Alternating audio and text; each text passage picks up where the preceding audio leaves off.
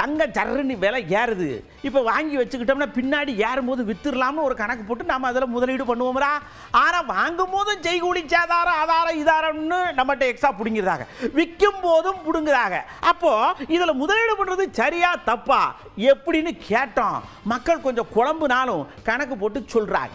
நாளுக்கு நாள் தங்க விலை அதிகரிச்சுக்கிட்டே இருக்கு. ஏழைகள் வந்து நகை வாங்கக்கு ரொம்ப கஷ்டப்பட்டு இருக்காங்க. இப்போ இருக்கிற சிச்சுவேஷனுக்கு காயினா வாங்குறது பெஸ்ட். காயினா வாங்கிக்கிறது பெஸ்ட். கோல்டு காயினா வாங்குறது நல்லது.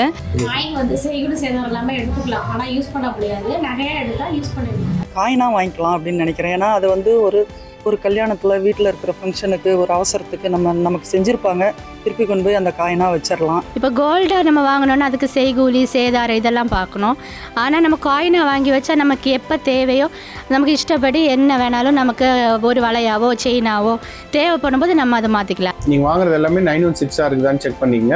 HUID கோடுன்னு இப்போ கவர்மெண்ட் கொடுத்துருக்கேன். அந்த HUID கோடோடு வாங்கினீங்கன்னா உங்களுக்கு எந்த லாஸ் ஆகாது. நாளைக்கு நீங்கள் நகையை திருப்பி மாற்றணுன்னாலும் அந்த HUID கோடு வந்து அது அப்படியே 916 ரேட்டுக்கு அப்படியே உங்களுக்கு மாற்றி ஆர்னமெண்ட்டு கொடுப்பாங்க. 916 டச்சு அந்த மாதிரி இருக்கிறது வந்து ஏன் இவங்க வேஸ்டேஜ் எல்லாம் வாங்காமல் இருக்கிறது ரொம்ப நல்லது. ஏன் வாங்குறாங்கன்னு தெரியல. அது திருப்பியும் ரிட்டர்னும் எங்களுக்கு வர்றது கிடையாது. கடையில் கம்மி விலை கொடுக்குறாங்கன்றதுக்காக நம்ம தரமெல்லாம் பரிசோதிக்காம 1500 கம்மி கஷ்டப்பட்டுட்டு நம்ம எல்லா நகையும் நம்ம வாங்கிக்கிறோம். இப்போ நம்ம மிடில் கிளாஸ் ஃபேமிலிங்கிறதுனால நகையை எடுத்துகிட்டு போயிட்டு நம்ம கஷ்டம் வரும்போது கண்டிப்பாக கடையில் கொண்டு போய் வைப்போம்.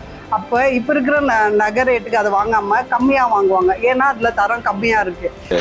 தங்க வந்து நீங்க வாங்கிட்டு விற்கணும்னா உடனே வந்து காசாக்கிடலாம். அவரின் கோல்டு ஃபண்டுன்னு சொல்லிட்டு ஒரு திட்டத்தை கொண்டு வந்திருக்கு.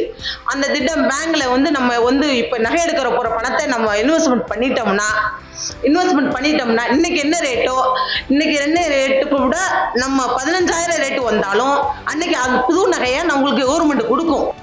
மக்கள்கிட்ட அது சம்பந்தமா நான் அவேர்னஸ் இல்லை இன்னும்.